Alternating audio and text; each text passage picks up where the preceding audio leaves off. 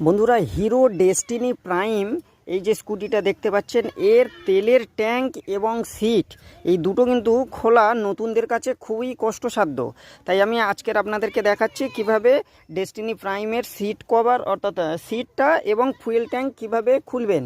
হ্যাঁ, তো প্রথমে আপনাদেরকে আমি সিটটা ওপেন করেই দেখাচ্ছি। দেখুন, আমি চাবিটা খুলে নিলাম।